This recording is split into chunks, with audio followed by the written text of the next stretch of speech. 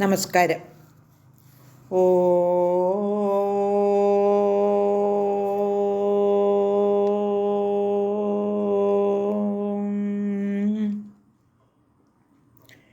ഓ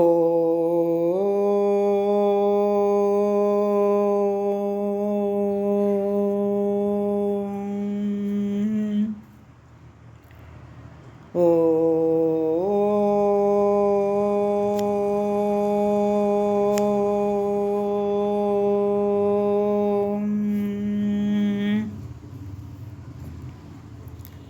തുഞ്ചത്തെഴുത്തച്ഛൻ്റെ ഹരിനാമ കീർത്തനം.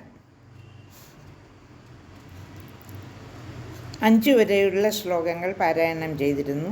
ഇന്ന് 6-ാമത്തെ ശ്ലോകം പാരായണം ചെയ്യാം. ശ്ലോകം 6.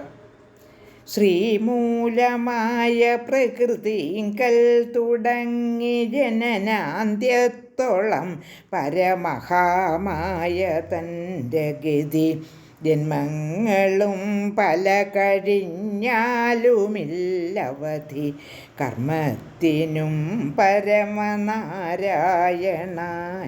നമ.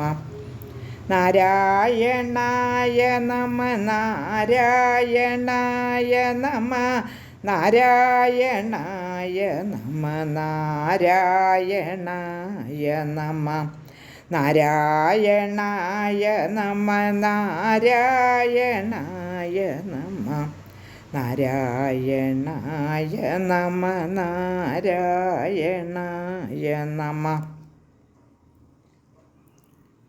ശ്രീമൂലമായ പ്രകൃതിങ്കൽ തുടങ്ങി ജനനാന്ത്യത്തോളം പരമഹാമായ തൻ്റെ ഗതി.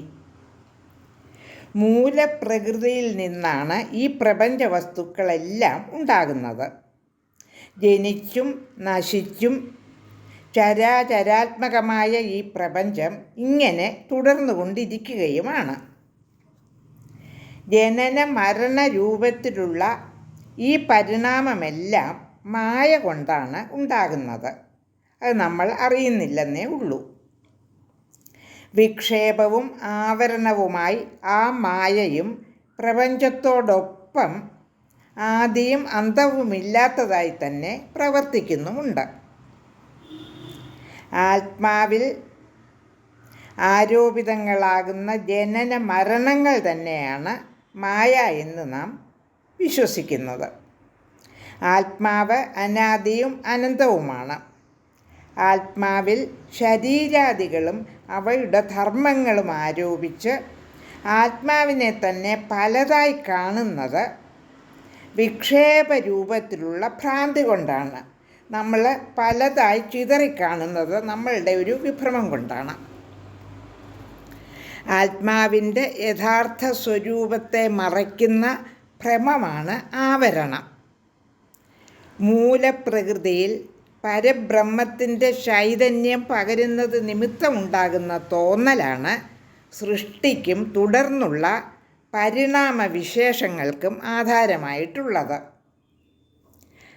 ബ്രഹ്മത്തിന് പ്രകൃതിയുമായി ഒരു ബന്ധവുമില്ല. ആത്മാവിനെ കർമ്മബദ്ധമായാണ് നാം കാണുന്നത്. അതിന് ബന്ധമോക്ഷങ്ങൾ ഒന്നും ഇല്ല.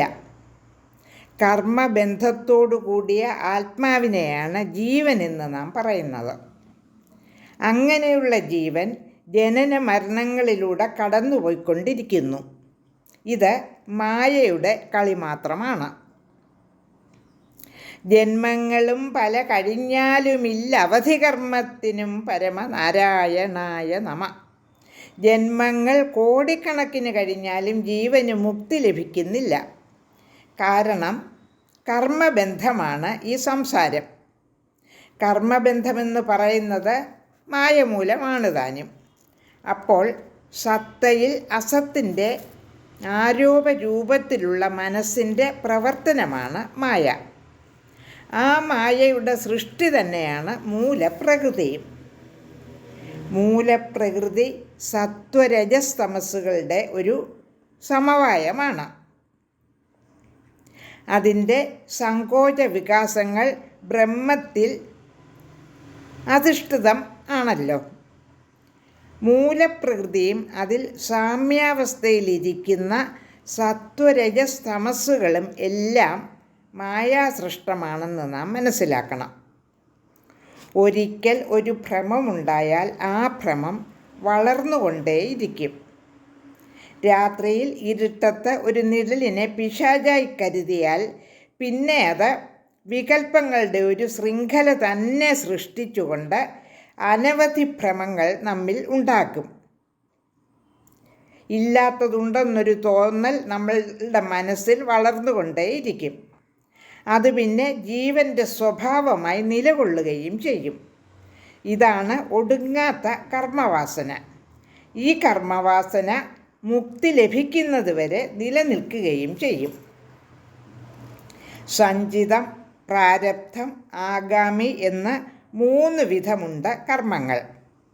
ഈ 3 തരം കർമ്മങ്ങളാണ് ഭൂതഭാവി വർത്തമാനങ്ങളെ സൃഷ്ടിച്ചുകൊണ്ട് ജീവനെ ബന്ധിച്ചു കൊണ്ടുപോകുന്നത്. കഴിഞ്ഞുപോയ ജന്മാന്തരങ്ങളിലെ കർമ്മസഞ്ചയമാണ് സഞ്ചിതം. എപ്പോഴും കുറേ കെട്ടിക്കിടക്കുന്നുണ്ടാവും. വലിയ പണക്കാരൻ്റെ ബാങ്ക് ബാലൻസ് പോലെയാണ് ഈ സഞ്ചിത കർമ്മം. ബാങ്കിൽ നിന്ന് കുറേയൊക്കെ എടുത്ത് ചെലവഴിച്ചുകൊണ്ടിരിക്കും. കർമ്മങ്ങൾ കുറേയൊക്കെ നമ്മൾ ചെയ്തുകൊണ്ടിരിക്കും. അത് പ്രാരബ്ധമാണ്.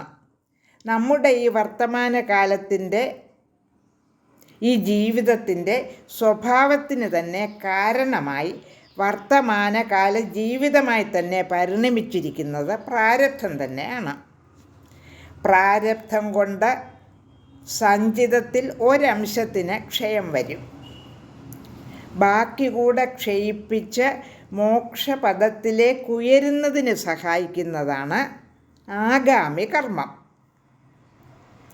ആഗാമിയുടെ സ്വഭാവമനുസരിച്ച് കർമ്മമുക്തി ലഭിക്കും. കർമ്മമുക്തി കൊണ്ട് വാസനയേറ്റ ആത്മാവ് വിമുക്തമായി തീരുകയും ചെയ്യും. അതിനാൽ ആഗാമി കർമ്മം ഫലേച്ഛ കൂടാതെയുള്ളതാകണം. നമ്മൾ ഫലമൊന്നും കാക്ഷിക്കരുത്. ഗീതയിൽ പറയുന്നത് പോലെ തന്നെ ഫലകാംക്ഷ കൂടാതെയാകുമ്പോൾ കർമ്മവുമായിട്ടുള്ള ബന്ധം തന്നെ ആത്മാവിന് ഇല്ലാതെയാകും. അതുവരെ മായാബദ്ധമായി തന്നെ ആത്മാവ് കഴിയുകയും ചെയ്യും. കർമ്മത്തെ ശുദ്ധീകരിച്ച് നൈഷ്കർമ്മസിദ്ധിയിലെത്തുവാൻ വേണം നമ്മുടെ ജന്മം നാം വിനിയോഗിക്കേണ്ടത്. ഈ ജന്മം നമ്മുടെ കയ്യിൽ അല്ല, പക്ഷേ ഭാവി നമുക്ക് തന്നെ രൂപപ്പെടുത്താം.